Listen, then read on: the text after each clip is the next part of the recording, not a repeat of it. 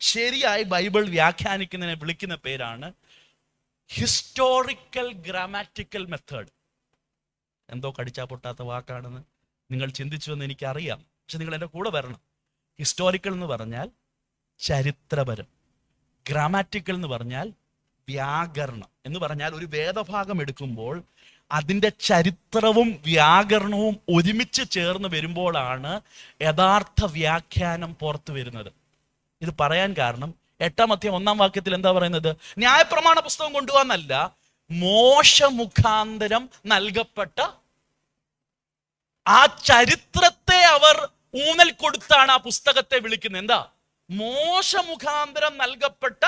എന്നാ അവര് പറയുന്നത്, ഇന്ന് ചിലർ പറയുന്നത്, ഓ നമുക്ക് ഈ ചരിത്രം ഒന്നും പഠിക്കണ്ട, മനുഷ്യർ എഴുതി വെച്ചല്ലേ ചരിത്രം, ഇതിന്റെ കോണ്ടെക്സ്റ്റ് അറിഞ്ഞില്ലേലും. അല്ല, ഇതിനൊരു പശ്ചാത്തലമുണ്ട്. ഈ ജനം ഇങ്ങനെ കൂടി വന്നത് അവർക്ക് ഉറപ്പുണ്ട്, ഞങ്ങൾ വായിച്ച് കേൾക്കാൻ പോകുന്നത് ദൈവവചനമാണ്,